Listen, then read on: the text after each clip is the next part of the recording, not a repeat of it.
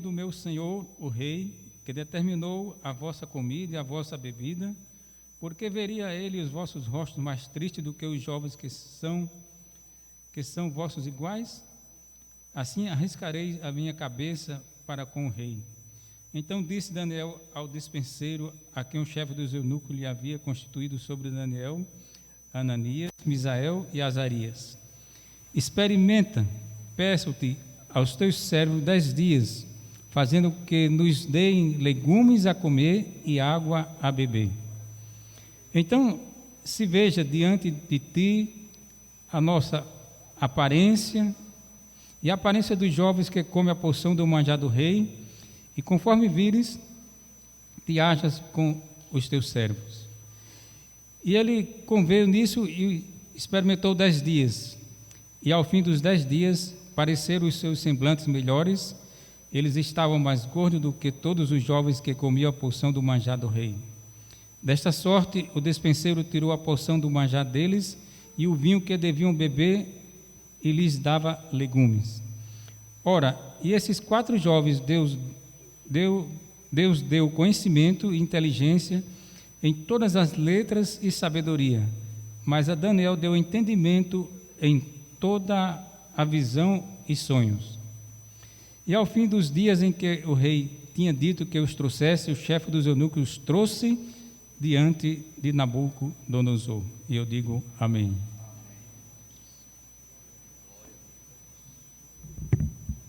Muito bem, vamos orar pelas ofertas e logo após as crianças já podem vir subindo para cá, viu? Pode vir, e vamos orar por vocês também agora.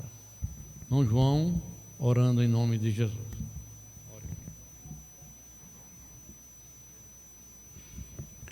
Amém. Saúdo a amada igreja com a paz do Senhor. Vamos orar, apresentar a Deus os irmãos que vão apresentar a palavra do Senhor nesta noite. Amado Pai que está nos céus, graças a Deus, meu Senhor amado, por tudo que o Senhor tem realizado em nossas vidas.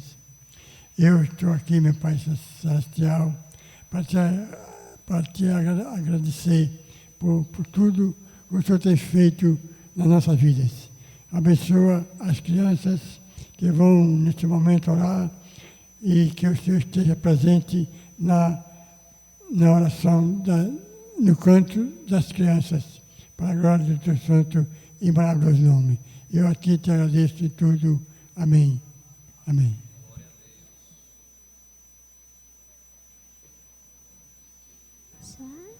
Som.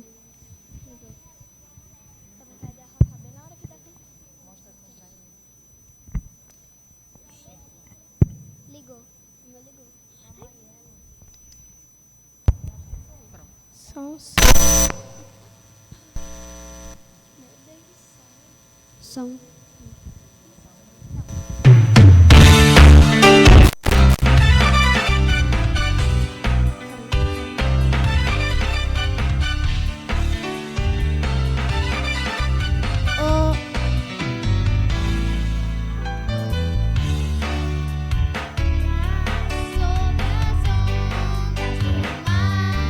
Quando Cristo caminho abriu.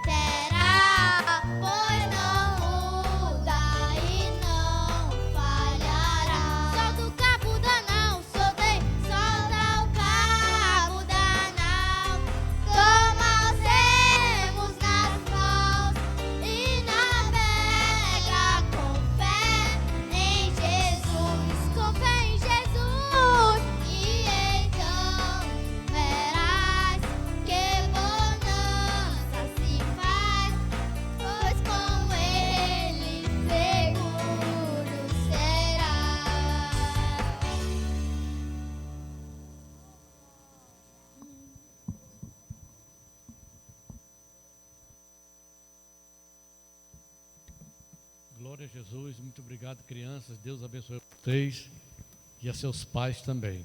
Coral masculino está hoje aí brilhando. Vai louvar o nome do Senhor com muita alegria agora, com um hino.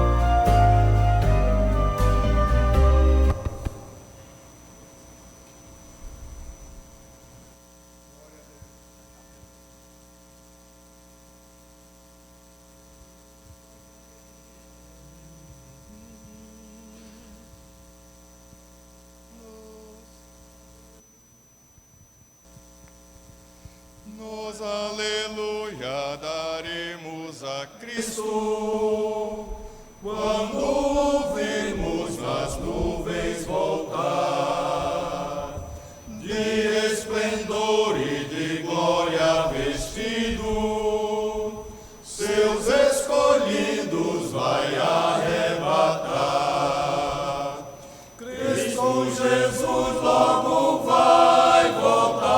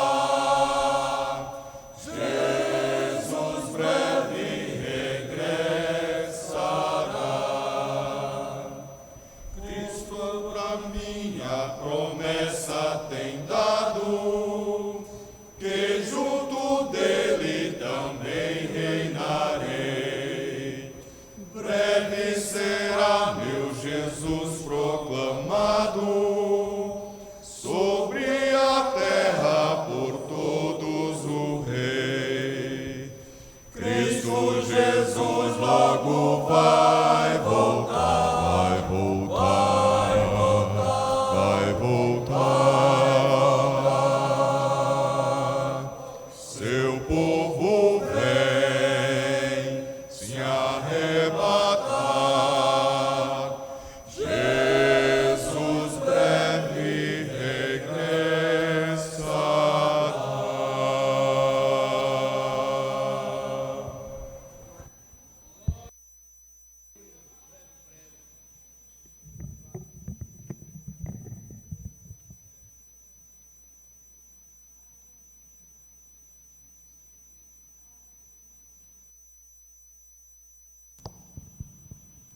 Amada igreja, saúdo a todos com a paz do Senhor. Amém. Abra sua Bíblia na leitura oficial de hoje, que foi em Daniel, livro de Daniel, capítulo 1. Livro de Daniel, capítulo 1. Eu vou falar, se Deus me permitir, que eu creio que Ele vai me permitir, vou falar sobre a ética do cristão. Amém? Diga comigo, a ética do cristão. Amém? Então vamos lá. Daniel capítulo 1, enquanto você procura, eu quero mandar uma saudação para nosso irmão Marcos e Valdete. Marcos está na Europa ainda. Eu pensava que Marcos já tinha chegado, mas Marcos está gostando muito da Europa e eu acho que ele vai passar mais um tempinho lá. Ele tinha feito a cirurgia, do coração, passa bem, graças a Deus, e continuou lá. Ele preferiu ficar na casa de uma prima. Hoje ele me ligou, feliz da vida, e reservou até o livro. Disse: pastor, eu quero reservar 2 livros aí seu. Eu digo: tá certo, meu querido, muito bem. Então ele manda saudações com Valdete, está bem, está passeando, está desfrutando desse tempo que Deus tem dado para ele. São mimos que Deus dá, não é? De vez em quando Deus lhe dá um mimo, então você tem que aproveitar esses momentos que Deus nos dá. Então orem por ele, o coração dele está bem, né? Ele colocou estentes, viajou de navio, meu amigo, foi um negócio muito bonito, muito bom. E assim vamos continuar orando por ele. Marcos, Deus te abençoe. Eu sei que ele vai ver essa gravação. Que Deus o abençoe. E ele está lá também com uma prima, na casa de uma prima, ele e Valdete, essa família que o recebeu lá. E ele está também ajudando na parte da leitura da palavra, mostrando o evangelho para essa família. Está muito bom lá essa questão de Marcos na Europa. Mas eu disse para ele que não fique lá, venha para cá, venha ver seus netos e venha ficar na Decandel. Muito bem, queridos, vamos à palavra então, a ética do cristão. Daniel, livro, capítulo 1, versículo 8. E Daniel assentou no seu coração não se contaminar com a porção do manjar do rei, nem com o vinho que ele bebia. Portanto, pediu ao chefe dos eunucos que lhe concedesse não se contaminar, e ora, Deus deu a Daniel graça e misericórdia diante do chefe dos eunucos. Agora, dê um pulinho para o capítulo 6. Capítulo 6, versículo 5, diz assim: então estes homens disseram: nunca acharemos ocasião alguma contra este Daniel, se não a procurarmos contra ele na lei do seu Deus. Amém? Diga comigo assim: iam procurar uma falha em Daniel na lei do seu Deus. Se você preferir ficar perto da sua esposa, pode ficar, mas está convidado a sentar-se aqui conosco. Ou você está preferindo ficar perto da sua esposa? Fica à vontade, viu? Fica à vontade. Muito bem, queridos. Então, queridos, a ética do cristão. Aí me vem à mente a história de Daniel. Se você analisar a história de Daniel, você vai ver aí um compêndio de lições sobre a ética do cristão. Eu queria começar a pregação com uma pequena história. Eu gosto sempre de exemplos, gosto sempre de testemunhos, e eu queria dizer para vocês, eu já falei algumas vezes, alguns toques sobre isso, para ilustrar, então eu queria falar algo da minha vida, sobre essa questão da ética. Todos os senhores que estão aqui, e os senhores que estão aqui também nos ouvindo, cada um de vocês tem uma história sobre ética, sobre a firmeza no servir ao Senhor, que você passou em alguma ocasião, em que você foi tentado por alguma coisa e você superou. Vamos fazer um exercício de memória, e eu queria que você fosse lá em um desses momentos agora. Eu lhe dou 3 segundos, para que na sua mente, você pense assim: naquele dia, Deus me deu graça, Deus me deu força, e eu pude dizer não diante de uma tentação muito forte. E aí é como que você pulou de um vão, era um buraco, Era um precipício que você ia cair, e de repente Deus te tomou pela mão e disse assim: você não vai cair, eu vou te sustentar, eu vou te dar a ética necessária para que você supere e você dê aquele pulo. E você pulou. Aí quando você chegou do outro lado, você olhou assim e disse: meu Deus, foi Deus que fez isso, foi Deus que me fez, foi Ele que me tomou pela mão, pelos braços e me fez pular, e eu passei, eu escapei. O laço do passarinheiro e a peste perniciosa não nos alcançou, porque Deus foi conosco e nos deu graça, e nos deu poder, e nos deu misericórdia. Ele agiu com misericórdia, de forma que hoje nós estamos aqui. Amém? Você lembrou de algum fato assim? Eu lembrei. Enquanto eu estou falando aqui, eu estou me lembrando. A nossa mente vai lá, né, naquele momento, e igual a esse momento, nós temos muitos momentos na nossa vida. É um constante livramento que Deus nos dá, porque nós estamos sempre expostos a isso, e nisso consiste a fé, nisso consiste o Evangelho, em que a gente vai pulando esses obstáculos, nos desviando, mudando de rota muitas vezes, reconfigurando o GPS, o Waze da nossa vida. A gente reconfigura para pular os obstáculos, como você faz muitas vezes quando está indo lá para a Zona Norte, que você pega aquele trânsito medonho na ponte de Igapó. Aí o Waze diz assim: vá pela Newton Navarro. Aí você vai pela Newton Navarro. Na estrada da vida, na jornada da vida, você tem que reconfigurar de vez em quando, e isso é pelo Espírito Santo de Deus. Amém, queridos?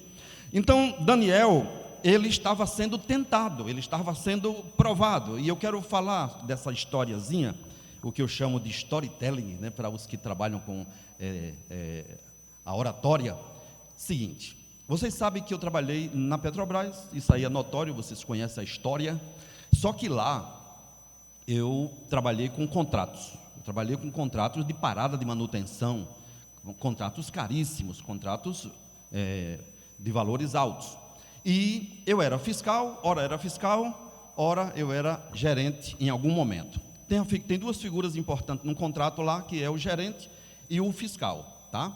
E nós trabalhamos juntos, o gerente e o fiscal, os dois trabalham juntos. E tem a auditoria, que está sempre na nossa sombra, e você sente a respiração do auditor aqui, pertinho de você sempre. Simval trabalha com isso e sabe, né, Simval? Ele também trabalha nessa área que requer a governança, requer o compliance. Não é isso? Governança. Diga comigo, governança. Diga compliance. Depois você pesquise melhor sobre isso. Eu não vou tentar aqui falar tanto sobre isso. Mas nas empresas grandes existe. Depois daquele rombo que houve na Petrobras, ela foi obrigada a reforçar a ética dos funcionários através da governança e do compliance. Quem trabalha no Banco do Brasil sabe, enfim, todos vocês conhecem. E quem não conhece, depois dê uma olhadinha. Entra, dá um Google aí e procura saber o que é governança e compliance. Muito bem.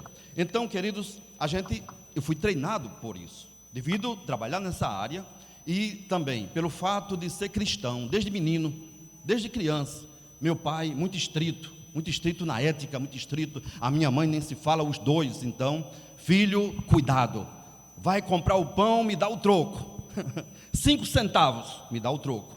Irmão, isso tem um valor tão grande, sabe? Olha, não coma o pão depois que você pegar na padaria, você não coma o pão. Se são 10 pães, você traga os pães, os 10 pães. Quando chegar aqui, a gente vai dividir entre todos.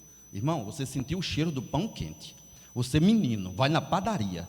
Aí você vê o padeiro trabalhando do outro lado, você pede 10 pães.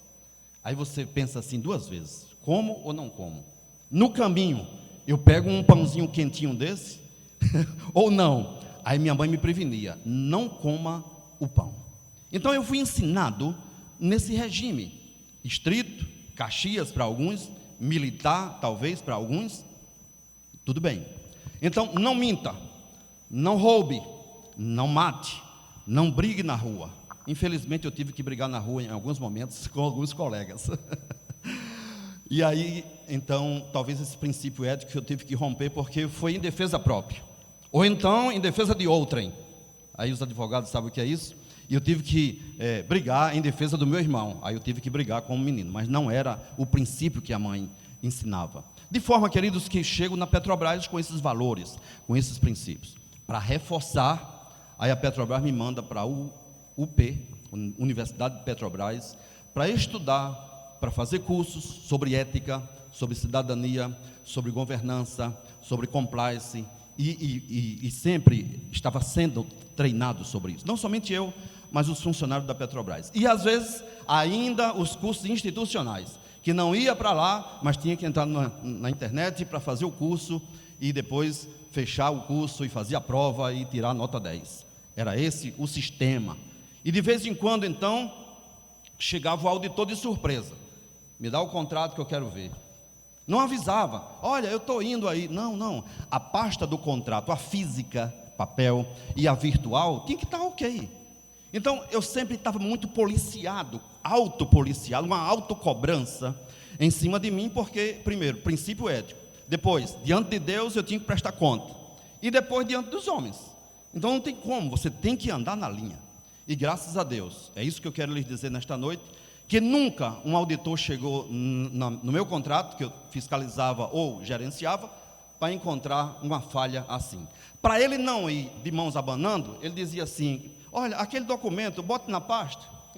Inventava uma coisinha bem simples, uma não conformidade muito simples, que era o quê? Coisa trivial, uma organização de uma pasta, bota aquele documento aqui e tal, você tem, ele tem, está aqui. Então pronto, deixa na pasta, porque o outro que vier, você vai já mostrar para ele. Então nunca encontraram um tantinho assim, um rombo, alguma coisa, nada. Graças a Deus por isso. 25 anos trabalhando na empresa, saio para a minha aposentadoria e ninguém nunca pegou nada, porque não tinha nada, e ninguém nunca chegou para mim, nem chefe, nem auditor, nem nada para dizer assim, tem um negócio aqui errado, tem uma conta que não bateu, está faltando dinheiro no contrato, você recebeu uma bola, né? Uma bola por aí, alguma coisa assim. Não, sabe por quê, irmãos? Porque Deus foi comigo, me deu graça, usou de misericórdia, e de forma que nós saímos de lá, e hoje tenho boas amizades, hoje eu posso entrar e sair na Petrobras, ainda não tenho o meu crachá de aposentado, porque eu não fui buscar e disseram que estava no Rio de Janeiro, e eu preferi deixar para lá, mas se eu quiser voltar lá na Petrobras, a porta vai estar aberta para mim. Da primeira vez, quando eu voltei, está pensando que foi assim fácil? 10 anos fora da Petrobras, e você volta de novo, e eles simplesmente, está voltando, que bom. Lá tem um serviço de inteligência, vamos ver aqui a ficha dele. Nada, pode deixar passar, pode deixar entrar, está vindo aí um servo de Deus. Aí sabe o que foi que o meu gerente, quando me viu voltando, depois de uns 10 anos, por concurso outra vez, ele disse assim, o bom filho a casa volta. Eu nunca esqueci de que meu chefe Viana, que até hoje é meu amigo, eu mando uma saudação para ele, quem sabe ele vai ver esse vídeo, de que ele chegou assim e disse, o bom filho a casa volta. Digo isso não para me vangloriar, de maneira nenhuma, mas digo isso para honrar ao meu Deus, que naquelas situações de tentações, muitas vezes, para me corromper, no mundo corrompido e corrupto, que é o mundo corporativo e empresarial, Deus me deu a graça de passar incólume, tranquilo e sem mancha e com integridade, assim como Daniel passou por 3 reis, irmãos. Daniel passou Nabucodonosor, também o outro rei que foi Belsazar, e depois Dario. 3 reis ele passou. Vem rei, morre rei, vem rei, morre rei, desaparece o rei, mas o profeta de Deus, o homem de Deus, estava ali. Glória a Deus, bendito seja o nome do Senhor. Com integridade, com características tão notórias, tão firmes, que as pessoas, Jaqueline, procuravam uma falha nele e não encontravam. Olhava, procurava assim, vamos ver se Daniel é um adúltero. Não era. Vamos ver se Daniel é isso e aquilo. Não era. Aí, sabe quais eram as características de Daniel? Sim, aí eles procuraram de tudo para ver se derrubava Daniel. Uma falha, uma mancha, alguma coisa. na vida secular, enfim, na ética, na cidadania, na ação social, na integridade, na transparência, na clareza, na comunicação, procuraram tudo, na governança. Não, ele tinha tudo tranquilo, estava em conformidade. O relatório final da auditoria dele era tudo em conformidade, conforme as normas. Aí disseram assim, peraí, tem uma coisa que a gente pode encontrar uma falha nele, a não ser, diga comigo, na lei do seu Deus. E é isso que a gente vai desenvolver aqui. Então as características, para que ele fosse tão íntegro, o que é que ele tinha de tão especial, que chamava tanto a atenção daqueles que queriam derrubá-lo? Era o seguinte, característica dele, e isso eu tiro do versículo 4, por exemplo, Daniel 1:4. Tudo eu tiro daqui da Bíblia, não estou inventando não. Diz assim, primeiro, filho de Israel, da tribo de Israel, ok? A nata. Depois, da linhagem real ou que fosse nobre, um dos dois, da linhagem real ou que fosse nobre. Então ele era ou da linhagem real, ou ele era um dos nobres. Eu prefiro dizer que ele era um dos nobres. Eu não parei hoje para pesquisar qual é a origem. Se alguém souber, por favor, me ajude e me diga se ele era da família real ou se era um dos nobres, tá? Mas ele era ou da linhagem real ou ele era dos nobres. Normalmente, os reis, quando faziam o que fez com Israel, deportando-o, ele mandava matar essas pessoas. Mas a alguns ele pensava assim a dedo. Dentre os excelentes, ele chegava e dizia, eu quero este, eu quero Daniel, eu quero esse muchacho, eu quero esse jovem, porque eu quero ele comigo. Quem não quer? A NASA quer os principais jovens.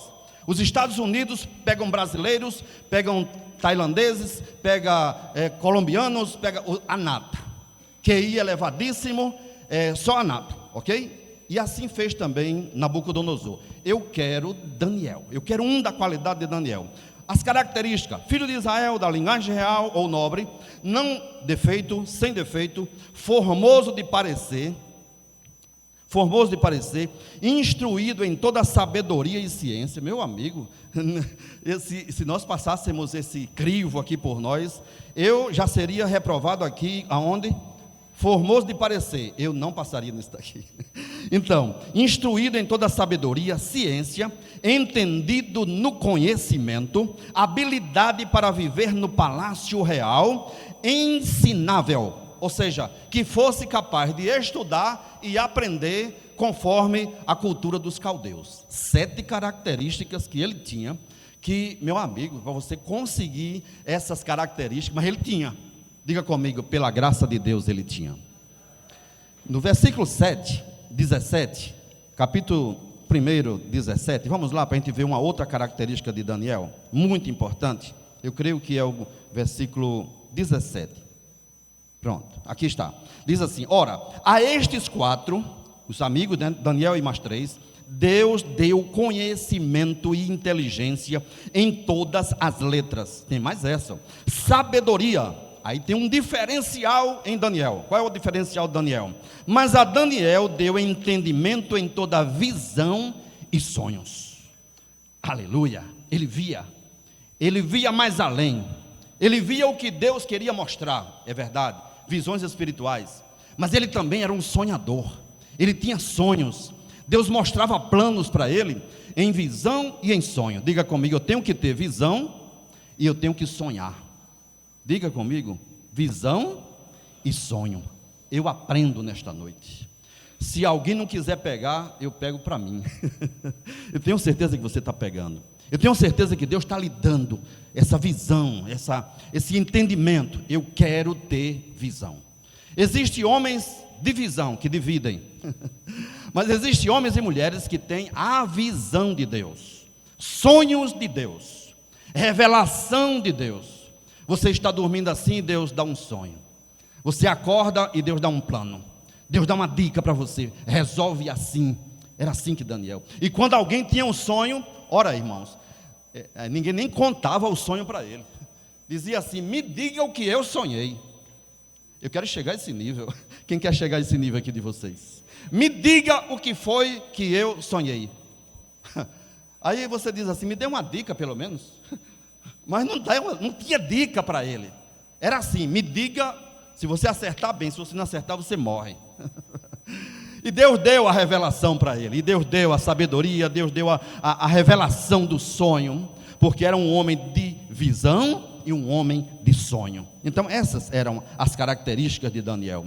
E de repente, queridos, avançando aqui para a gente chegar na questão da ética, no versículo então 6, capítulo 6, 5, aí tem uma coisa muito importante, que é o segredo de Daniel: obediência deliberada.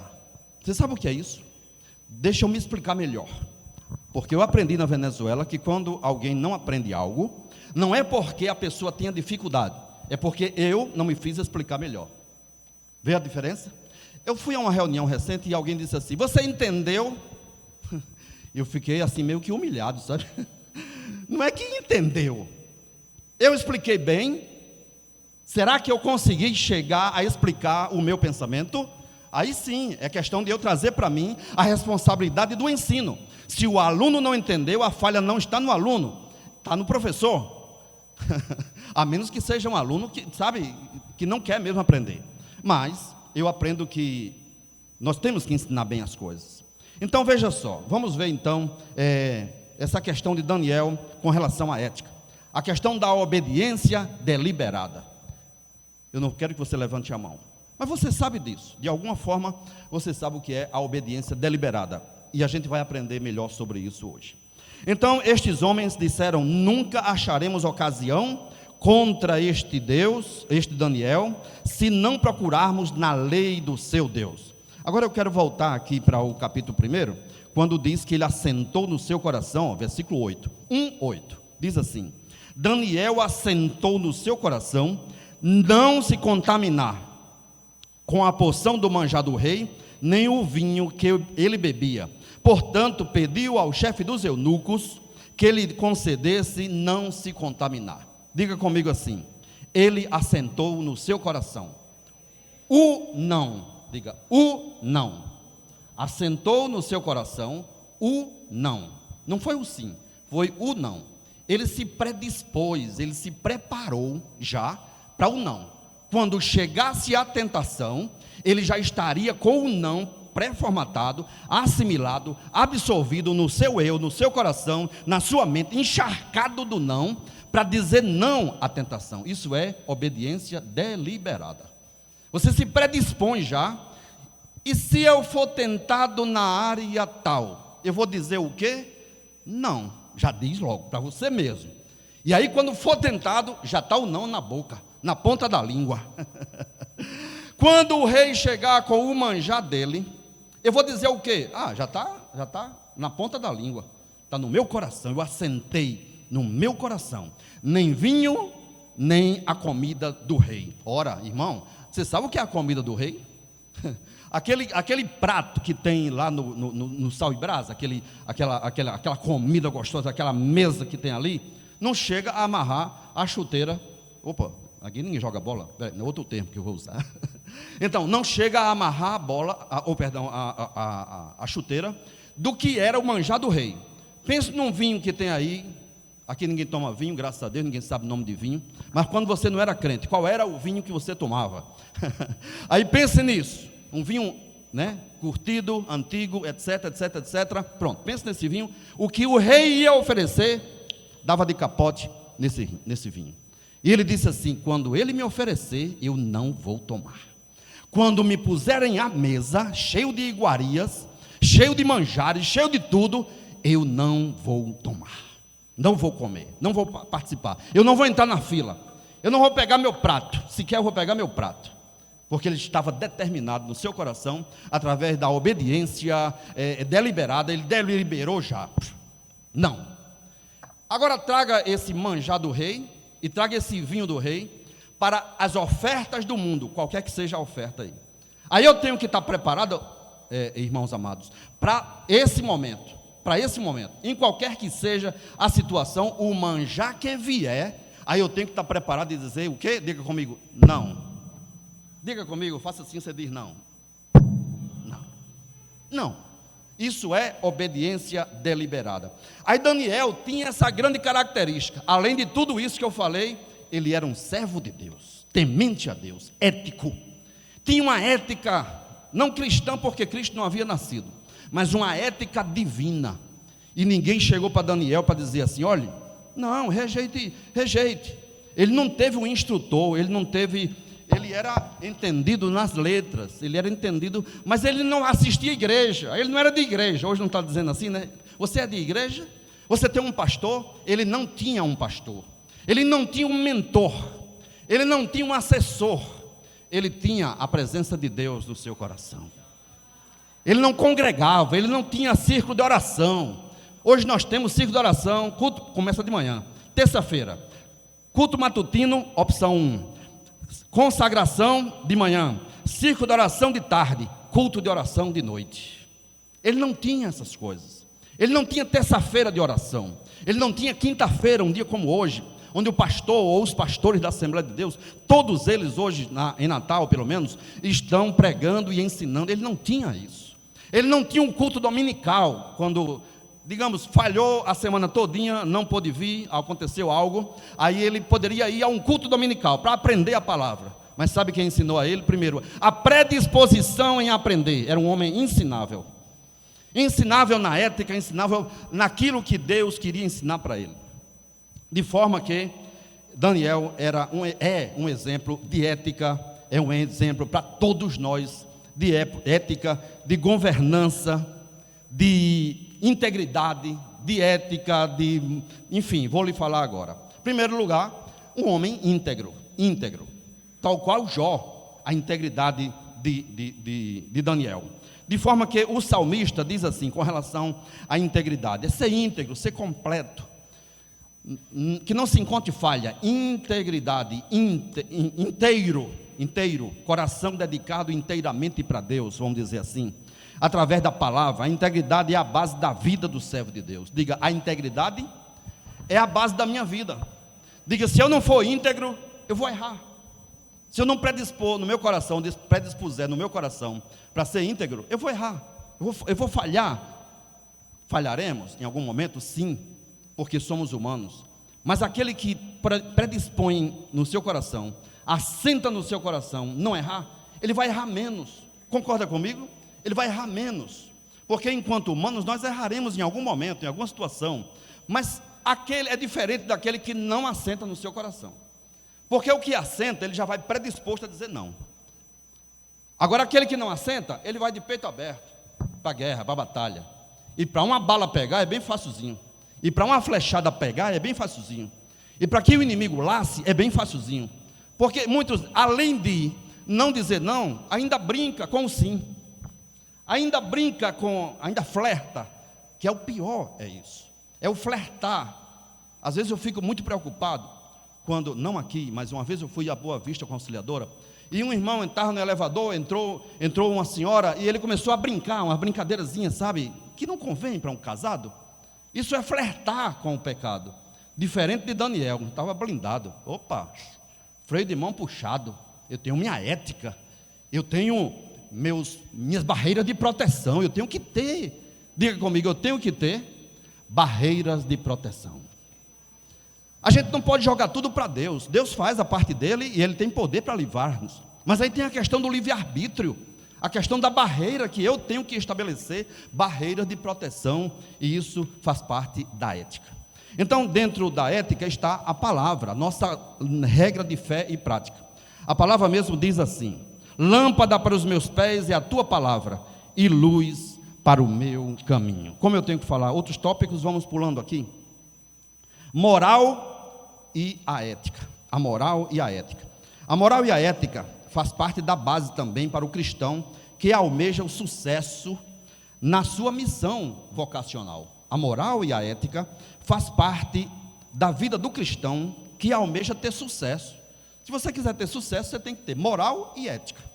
Se não quiser, você vai ser, obrigado, se não quiser, você vai ser qualquer crente, meia boca, crente meia boca, é crente, mas 007, não tem moral, não tem ética, não tem nada, para ele tanto faz como tanto fez, cair como não cair, errar como não errar.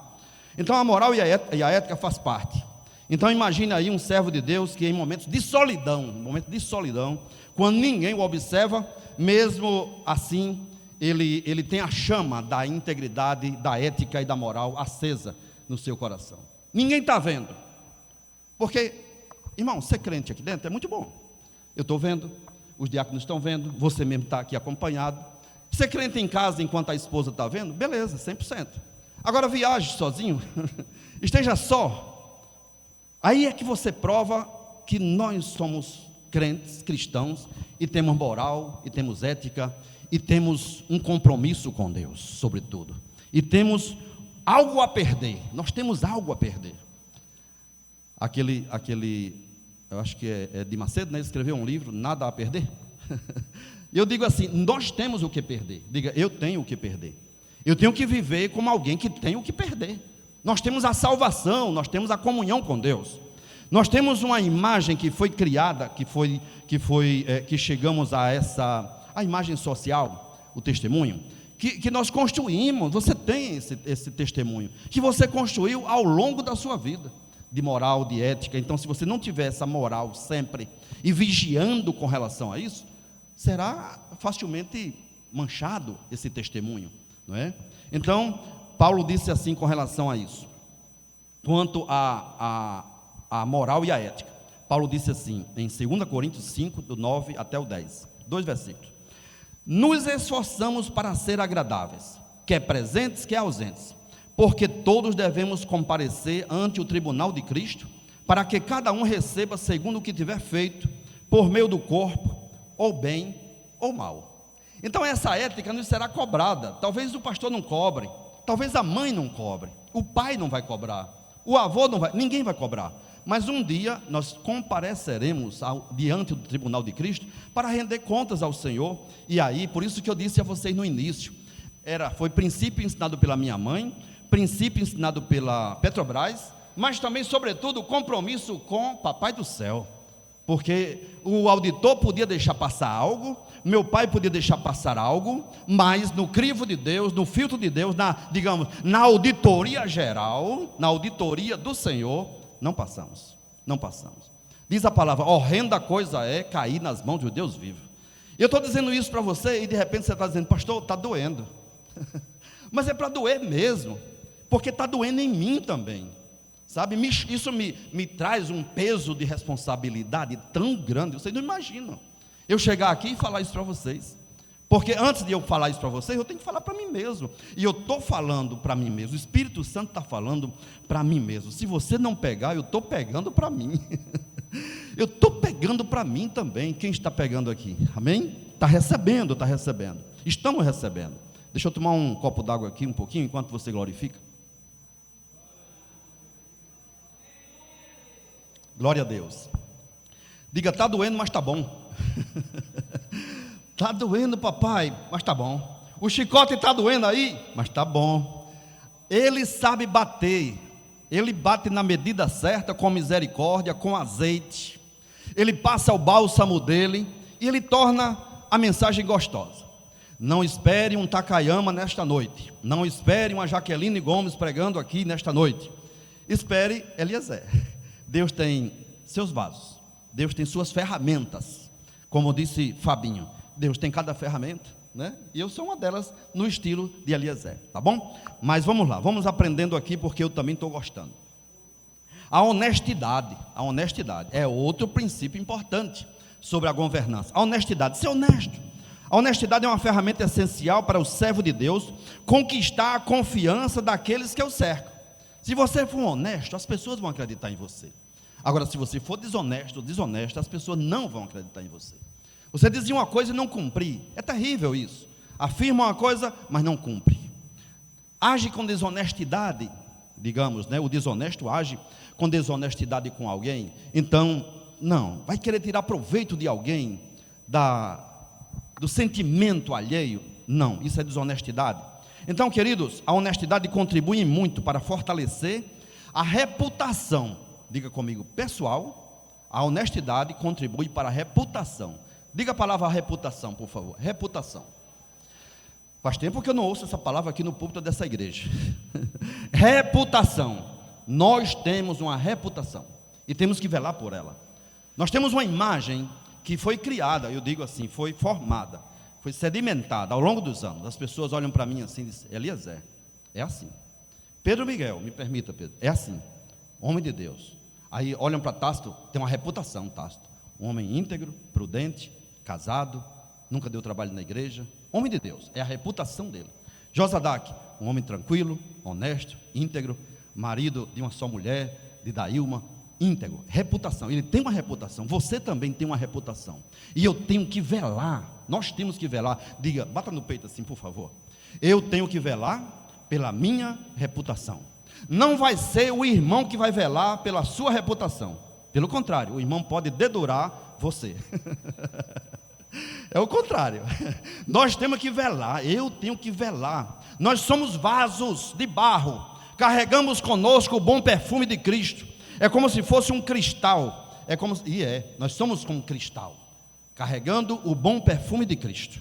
E aí eu tenho que cuidar disso daqui. Eu tenho que cuidar dessa reputação que foi construída. O nosso amado Gideon gosta muito desse termo, construída, não é? Foi construída ao longo dos anos, desde que aceitou a Jesus, construída. Aí eu tenho que velar através da honestidade. De repente você é desonesto em uma coisa, honesto 100%, mas de repente, por um momento, desonesto. Aí, desaba tudo.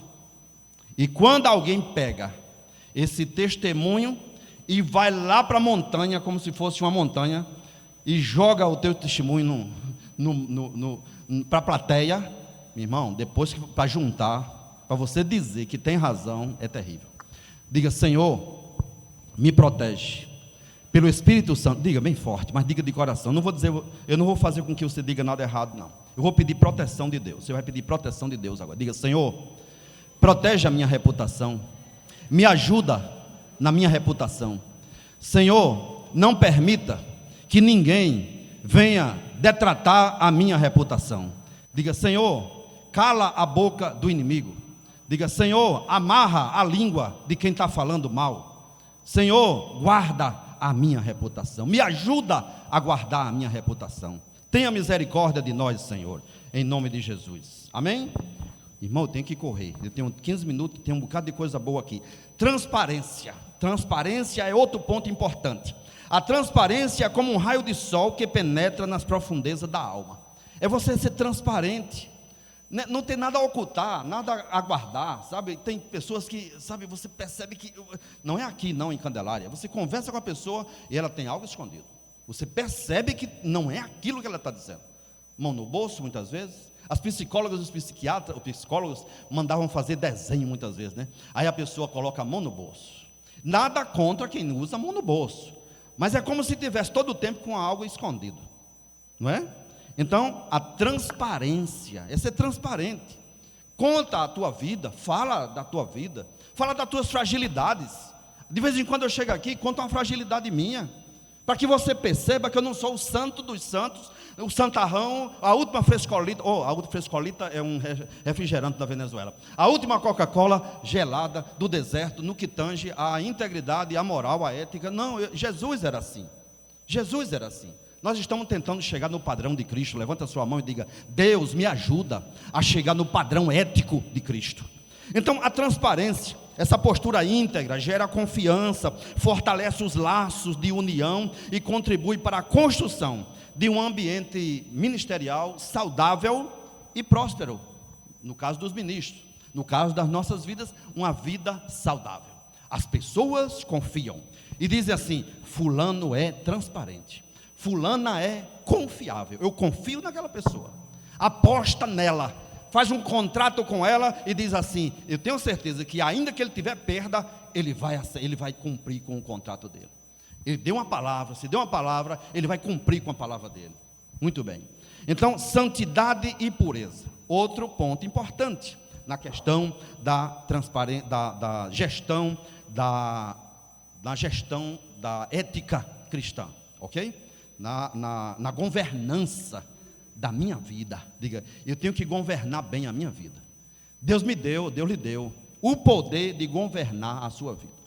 Ele não só deu a Adão a capacidade de governar o Éden, foi transferido para nós o maior bem, governar a nossa vida.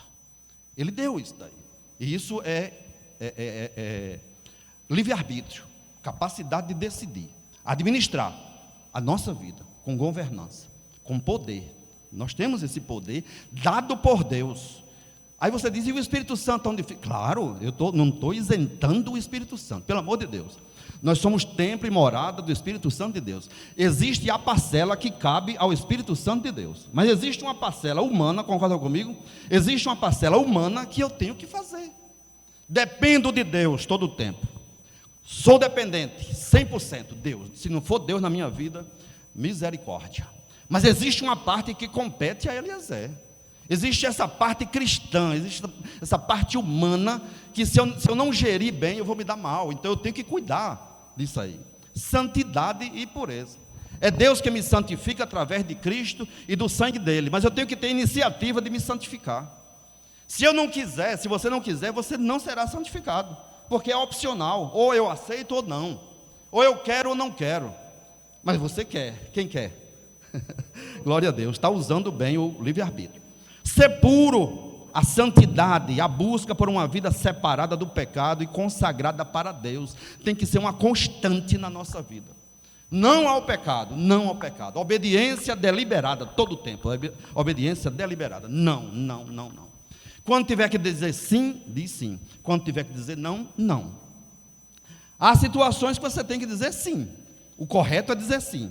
E há situações que você tem que dizer não. A gente vai chegar nisso. Que é agora que eu vou falar. O sim, sim e a firmeza do não, não de Jesus Cristo. Jesus, no corre da vida, eu posso dizer o seguinte, que no corre da vida nosso, Jesus nos ensina muito sobre isso. Quando você começa a estudar os ensinamentos de Jesus, aí você aprende que ele dizia sim ou não. Ele nunca ficou em cima do muro. Nunca.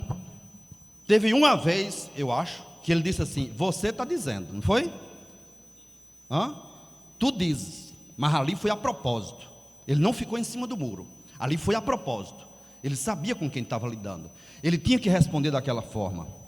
Mas ele disse assim para a gente, e aí, eu estou caminhando já para o final, porque eu não quero passar das 9 horas. O que foi que Jesus disse com relação a essa questão do sim, sim, não, não? Vocês lembram? Ele sempre foi muito firme, ele sempre confrontava os fariseus, os fariseus, os da religião da época. Ele sempre confrontava os reis. Chegava e pecado do rei. Não, você não sei o quê. Mostrava para eles o que eles estavam fazendo. E para os discípulos ele dizia, sim, sim, não, não. O que disso passar procede de quem? Daquele rapaz lá, de Satanás.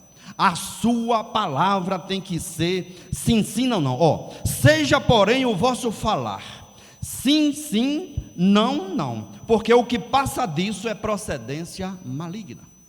Aí Paulo diz assim, eu acho que é Paulo, parece que ele diz assim, ainda que jurando com dano seu, você tem que cumprir. Terrível isso é forte. Você faz um negócio, vende um carro, aí o carro você sabe que você poderia ganhar mais depois. Alguém chega e diz assim, olha, era 100 mil o carro, mas eu dou 120. Mas você não deu a palavra? Não disse que ia vender a Simval, um homem de dinheiro? Aí disse que era 100 mil, mas aí a Milton chega e diz, eu boto 120. Aí você diz, Simval, vamos quebrar o negócio? Não, você fechou com o Simval. Alguém fechou negócio com o Simval aqui? Ninguém, graças a Deus. Então, fechou com 100 com ele. Hamilton, muito obrigado. Procure outro. Vá lá em Bebeto. Bebeto vende carro. Você compra um carro a Bebeto. Ou você compra o Patriota, o nosso amado daqui. Muito bem. De forma que você deu a palavra. Então, venda por 100. Você está perdendo 20 mil, mas venda por 100. E Deus vai lhe honrar. Deus vai lhe honrar. Você não vai dar a Satanás uma delegação. Deixa eu pegar meu chaveiro. Alguém tem um chaveiro mais fácil aí? Porque o meu está engrenado aqui.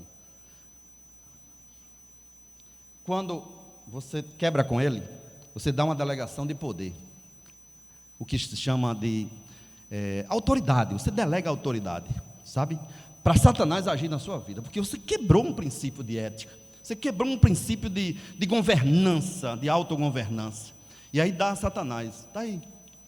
E ele faz o que ele quiser de você, porque você já mentiu, já quebrou um princípio, né, de honestidade também. De forma, queridos, o sim, sim, aí Jesus disse assim, em Mateus 5,37, seja, porém, o vosso falar, sim, sim, não, não, porque o que passa disso é de procedência do maligno. Então, ao cultivarmos a chama da integridade em nossos corações, tornamos-nos instrumentos valiosos nas mãos do Senhor. Eu fecho barreiras, eu fecho portas para o inimigo trabalhar. Eu digo sim ou eu digo não. E depois de dizer sim ou não, meu amigo, que chova canivete, que tem algum problema, mas você deu a sua palavra, aí você mantém a sua palavra.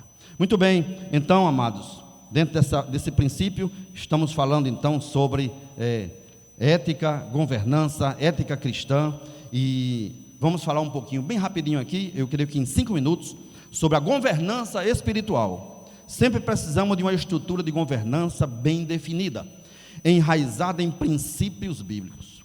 A nossa governança da nossa vida tem que ser enraizada em princípios bíblicos. Isto serve como um mapa para guiar cada ação. Cada ação. Então, princípios bíblicos, uma estrutura. E que estrutura melhor nós temos senão a palavra de Deus? Está aqui, ó. Toda a estrutura que eu preciso para governar a minha vida, está aqui.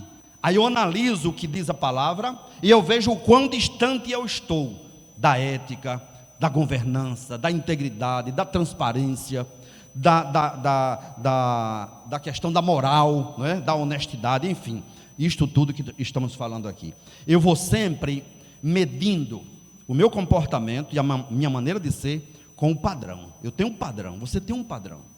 Você tem um modelo da sua governança. Diga assim, o modelo da minha governança é a palavra de Deus. É a Bíblia, lâmpada para os meus pés, é a tua palavra e luz para o meu caminho. É como se eu estivesse caminhando, literalmente eu vou fazer aqui, ó, caminhando, deixei meu celular no carro, alguém acenda por favor o seu celular, a lanterna. Lâmpada para os meus pés é a tua palavra, só aqui no púlpito mesmo, tá? Eu só quero uma lanterna para a gente nunca mais esquecer o que é essa, pronto, obrigado, chegou primeiro aqui, Pedro. Ó, eu vou andando no escuro, a palavra, ó, vai me guiando. Opa, tem um buraco aqui. É isso, é como se eu tivesse uma luz num pé e outra no outro. Eu vou andando, igual aqueles meninos que tem um sapato brilhoso. Ó, a luz, a palavra, vai me guiando. Opa, Satanás está ali com as astutas ciladas do maligno. Aí eu venho para cá, eu vou lá para lá. Tem um roubo ali. Aí eu, tem uma mentira ali. Tem um sexo oposto que me chama. E não é no casamento. Aí eu, para cá.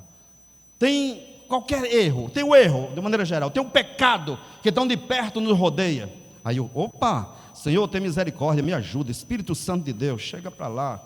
Sabe, eu vou iluminando com a palavra. Ela é o meu código de ética. Ele é a palavra, é a lâmpada para os meus pés espiritual e luz para o meu caminho. Fique de pé. Estamos concluindo, queridos. Ponte na comunicação. Gestão. Ninguém nunca falou disso. Foi Deus que me revelou. Sinceramente, Deus me revelou ultimamente sobre isso. Gestão de risco. É você, sabe, irmão, gestão de risco, é isso. Gestão de risco na vida cristã.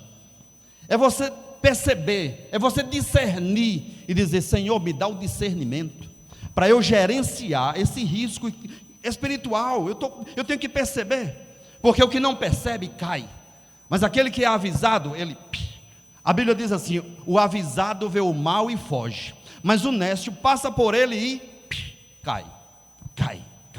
Então, gestão de risco, aleluia, na vida espiritual, gestão de risco com sabedoria divina. Senhor, me dá sabedoria, para eu identificar, para eu discernir, quando é o Senhor que está falando, e quando é o homem, o natural, e quando é Satanás que está atuando, porque ele muitas vezes se reveste como anjo de luz, disse Jesus, né? Como anjo de luz, para enganar quem? A nós, e parece ser verdade, e parece ser língua estranha, e parece ser de Deus, mas não é. E parece até ser um sonho e uma revelação de Deus, mas não é. Aí eu tenho que ter a gestão de risco, eu tenho que estar antenado, antena ligada, espiritual, discernimento espiritual, gerir os riscos. E aí depois de tudo isso, eu tenho que ter a comunicação, eu tenho que comunicar, eu tenho que dizer, eu tenho que ser transparente. Eu digo para vocês, se você, qualquer um de vocês aqui, membro da igreja, dizimista fiel, se você quiser saber da transparência, da lisura, da contabilidade de Candelária, por favor, procura o tesoureiro, por favor, eu lhe incentivo. Veja lá como é, entre um dia na tesouraria e diga assim: irmão, eu quero sentar aqui e eu quero saber como é que está a contabilidade de Candelária. Eu desafio qualquer um de vocês a fazer isso, porque eu não tenho nada a temer, ninguém nunca falou nada, tá? Eu estou dizendo para vocês, que se você quiser o relatório da contabilidade de Candelária, está ali, está fácil. Fala com a Jaqueline, não a Jaqueline Gomes, mas a Jaqueline, secretária da igreja e ajudante da tesouraria, Melo, ou então, eu não vou dizer o nome dos tesoureiros, porque eu estou sendo filmado agora, por uma questão de até preservar o nome deles, eu não vou dizer, mas procura o tesoureiro da igreja, e pergunta para ele. Agora tem que ser membro, tem que ser dizimista, porque às vezes não é dizimista e quer saber. Você acha que é ético isso? A pessoa não contribui, mas quer falar mal da igreja, dos pastores da igreja. Então tem que ter respaldo legal para poder chegar. Eu quero saber como é que a igreja está administrando os meus dízimos. Pode ter certeza, está aberto lá para você saber. Eu tenho certeza que ninguém aqui está pedindo, mas se quiser, pode ir, tem liberdade, e eu não vou ficar chateado de maneira nenhuma. Pelo contrário, eu vou ficar muito feliz. Você sabe, eu vim da Venezuela para finalizar. Eu vim da Venezuela e um certo pastor, ele teve acesso à contabilidade. Eu estava no Brasil já, aqui, morando aqui, e alguém de lá, estando lá, ele teve acesso à contabilidade que eu deixei. Passou o tempo, e ele fez uma auditoria. Depois ele me disse: eu fiz uma auditoria na tua gestão. Aí eu disse: você encontrou alguma coisa lá? Ele disse: zero, não encontrei nada. Honras e glória para Deus. Ele disse: rapaz, tudo organizado, tudo beleza, talonário, contabilidade, tudo batia, etc. Eu digo: foi mesmo, eu nem sabia. Senhor, eu te dou graças, Pai, pela proteção e pela visão de sempre andar em conformidade com as leis do meu Deus. Pode ser até que eu erre algum dia, porque nós somos humanos, sabe, irmão? Mas diga comigo, nós estamos tentando acertar. Você quer acertar? Aleluia. Aí, para finalizar mesmo, de uma vez, responsabilidade social. As empresas têm que ter responsabilidade social. Ela tem que emitir baixo teor de carbono, ela tem que ter ação social, ela tem que ter algumas coisas, não é? A Igreja Assembleia de Deus, por exemplo, nós temos o CIAD, nós fazemos missões, e eu como pessoa, diga assim, eu tenho que ter ação social também. Eu tenho que amar o meu próximo, e se eu vi alguém precisando de alguma coisa, eu tenho que ajudar. Se eu puder, estando nas minhas mãos, o poder de fazê-lo, e se eu não fizer, diz a palavra, eu peco. Então eu tenho que ter minha ação social. Hoje Narinha é muito dadivosa, e eu vou contar esse texto como testemunho. Ela disse assim: painho, hoje uma senhora foi lá na igreja onde eu trabalho, na Central, e eu notei fidelidade nela. Narinha esperta, eu notei fidelidade nela. Ela me pediu duas coisas: uma Bíblia, e eu já tenho para dar, eu vou dar, e a outra é um microfone. E eu me lembrei que você tem 2 microfones. Aí jogou pesado comigo, né? São 2 microfones que eu gosto muito. Está lá em casa. Ela disse: painho, eu fiquei com pena daquela pessoa e eu quero dar um microfone para ela, mas eu não tenho. Você poderia dar? Mas Narinha pediu com um jeito tão delicado, tão meigo, que o Espírito Santo de Deus disse assim: se despoje e dê. Eu não estou tocando a trombeta não, irmãos. Eu estou dizendo que nós temos que ter. Aí veio: você não está se preparando para pregar sobre isso? Você não está pregando sobre ética? Você não está pregando hoje sobre governança? Não está pregando sobre responsabilidade social? Se despoje do microfone e dê para ela. Eu fui lá dentro, não contei conversa. Está aqui, Narinha. Está aqui o microfone, entregue para ela. Painho, o senhor está dando mesmo? Pois eu fiz assim, olha, pai, graças a Deus, eu dei a palavra para ela lá, que eu ia conversar com você e que você ia dar. De forma, queridos, que até aqui Deus tem nos ajudado. Diga comigo, até aqui Deus me ajudou. Deus me ajudou, aleluia. E Deus vai lhe ajudar, viu? Deus vai lhe ajudar, Deus vai nos ajudar a sermos fiéis. Senhor, somos falhos, somos humanos, mas como eu digo, nós estamos na batalha. Nós queremos acertar. Quantos querem acertar o caminho aqui? Nós queremos acertar. Mas eu errei. Sim, o que é que diz a palavra? Filhinho, não erreis, mas se pecardes, recordai-vos, tendes um advogado junto ao Pai, Jesus Cristo. O bom é a gente fazer uma autoanálise de vez em quando, sabe, irmãos? E não só na Santa Ceia. Paulo diz assim: examine-se, pois, o homem a si mesmo, e assim coma deste pão e beba deste cálice. Porque quando nós nos analisamos e nós percebemos o quão distante nós estamos, eu não vou analisar a vida de A, de B ou de C, mas eu tenho que me analisar dia após dia. Autotoque. Não tem um autotoque? As mulheres não fazem no seio para detectar se há algum nódulo e tal. Então, autotoque, todo tempo. Não no seio, mas no coração. Senhor, sonda-me. Aleluia. Sonda-me, Senhor. E vê se há em mim algum caminho mau. Vê se há em mim alguma falta de ética. Vê se há em mim alguma coisa que, sabe, passa o teu raio-x em mim. Passa, Senhor, e me revela, me mostra. Passa o raio-x da transparência. Seja transparente comigo assim. Faz uma varredura, Senhor, como se fosse uma tomografia computadorizada, na mente, na alma, no coração, do alto da cabeça até a planta do pé, lá embaixo. Vê se há em mim, Senhor, e se tu detectares alguma falha, me ajuda, Senhor, nas minhas debilidades. Diga: Senhor, me ajuda nas minhas debilidades. É sobre isso que eu quero orar agora, para a gente encerrar. Senhor, temos falado sobre ética na vida cristã. Senhor, nos ajuda, Pai, nas nossas debilidades. Nós não queremos errar. Nós não fomos criados por Ti para errar. Mas lá no Éden veio a queda, e não é por isso que eu vou, e nós não vamos nos, relaxar, porque foi lá no Éden. Não. Estamos hoje, aqui e agora, Senhor. Em primeiro lugar, pedindo-te perdão por alguma falha cometida, reconhecendo que somos humanos e falhos. Bem seja através de pensamentos, atos, ações, Senhor da glória, ou até por omissão, quem sabe. Meu Deus, perdoa-nos e ajuda-nos nas nossas fraquezas. Não nos deixa tropeçar, não nos deixa cair. Blinda a nossa alma, protege-nos. Não deixa que o inimigo, Senhor, ganhe terreno. Não deixa que o inimigo ganhe lugar, Senhor, na nossa alma. Mas protege-nos, guarda-nos das astutas ciladas do maligno. Guarda o nosso pé, Senhor, que não nos desviemos nem para a direita nem para a esquerda, mas que prossigamos para o alto, aleluia, para o céu de glória, onde nos espera a Tua presença. Queremos chegar lá, Senhor, queremos chegar lá na Tua presença. Não nos deixa cair, Senhor, toma-nos pelas Tuas mãos e nos guia, amém. Domingo tem mais, domingo tem escola dominical, domingo tem consagração. Congresso dos Novos Convertidos vai ser no dia 25, 27 e 28 de julho. Prepare-se para estar conosco nessas datas. Final de julho, 25, 27 e 28. Se Jesus não tiver voltado, nós estaremos aqui. Amém, queridos? Orem por mim, preciso fazer uma viagem esse fim de semana, mas não relaxem na congregação. Eu preciso ir a Mossoró e preciso ir a Pau dos Ferros. Na segunda-feira estou de volta e na terça estou aqui para orar com vocês. Amém? Se Deus me permitir, estaremos aqui. Vamos orar então?